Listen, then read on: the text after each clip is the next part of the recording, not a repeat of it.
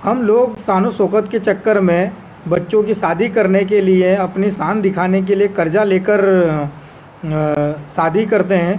पर कभी अपने घर की जो बहू बेटियां जो बाहर जा रही है लेटरिन बाथरूम के लिए, जिनको आते जाते लोग देखते हैं, एक नहीं 10 बार बेचारी घाघरी उठा के ऊपर बैठती है, फिर बैठती है, फिर उठती है, फिर बैठती है, फिर उठती है, ये तकलीफ उनको नहीं दिखाई देती है ना, कि उनके लिए हम लेटरिन बना ले।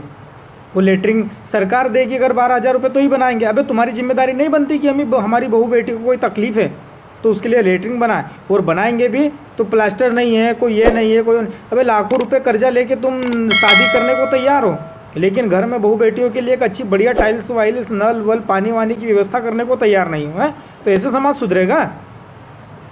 दूसरी बात मैं ये बताना चाहता हूँ कि हमारी समाज के लोग बच्चों को ढोर चराने भेजते हैं, बकरी चराने भेजते हैं, स्कूल भेजने की और कोई किसी का दिमाग नहीं है। क्यों नहीं भेजते बच्चों को स्कूल? बच्चा स्कूल से आए अगर तो उसको पढ़ाने बिठाओ, कहीं ट्यूशन बिठाओ, किसी और को बोलो। अगर आप पढ़े लिखे नहीं हो तो आपके गांव के आसपास कोई भी पढ़ा लिखा होगा, उसको बोलो कि मेरे बच्चे से पूछो इसको क्या आता है क्या नहीं आता है। ये जिम्मेदारी नहीं है तुम्हारी। तुम तो बस एक बात करते हो कि वो फलाने का लड़का है तो 100 रुपये रोज़ से धाड़की जा रहा है, तू स्कूल में जाके क्या करता है, तू भी धाड़की जा। तो ऐसे तुम ये चाहते हो कि जैसे तुमने धाड़की मजदूरी करी, आपके बच्चे भी वैसे ही धाड़की मजदूरी करें। अब अगर बच्चे पैदा करें हैं तो आपकी जिम्मेदारी बनती है उसका भविष्य बनाने की, ना कि उनका भविष्य बिगाड़ने की। ठीक है, तो कम से कम इस चीज़ को भी सुधारो। तीसरी बात मैं ये बोलना चाहता हूँ कि आप 200 रुपये रोज़ कमाते हो, 150 की दारू पीते हो, घर में 150 देते हो, तो घर में औरतों ने खर्चा कैसे चलाना? फिर बेचारी औरतें भी जाती है दूसरों की यहाँ धाड़की मजदूरी करने। अब बाहर जाएगी घर से तो लोग उनको, दूसरे समाज के लोग या दूसरे लोग और भी है, हमारी समाज के या दूसरे समाज कोई भी लोग ले लो, वो किस नज़र से देखेंगे, कैसा उनका शोषण होगा। तो आपने अगर शादी की है, पत्नी की जिम्मेदारी है, तो आपका काम है पत्नी की रक्षा करना, उसके मान सम्मान को समझना, कि उसको घर से बाहर निकालना।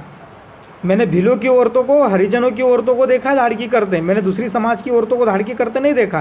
तो आप नशे में धूत हो, नशे में चकनाचूर हो, आपको अपने घर की औरतों की इज्जत नहीं दिखाई दे रही है, बच्चों का भविष्य नहीं दिखाई दे रहा, तो ज़रा इसको भी समझो। ठीक है।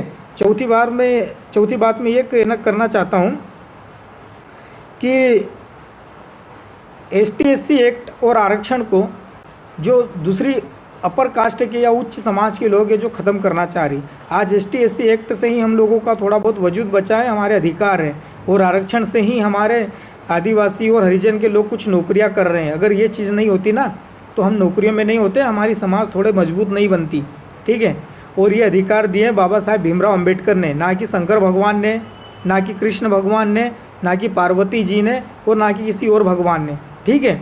तो हमारा भगवान कौन है? भीमराव अम्बेडकर साहब, ना कि ये देवी देवता है। इन लोगों के बिना बनाए जो ग्रंथ है और महापुराण है, जो पुराण है, इनमें तो ये बताया गया है कि हरिजन आदिवासी को पढ़ने का अधिकार ही नहीं था, हमको पढ़ने लिखने ही नहीं दिया था, इसीलिए आज तक हमारी स्थिति कमज़ोर है।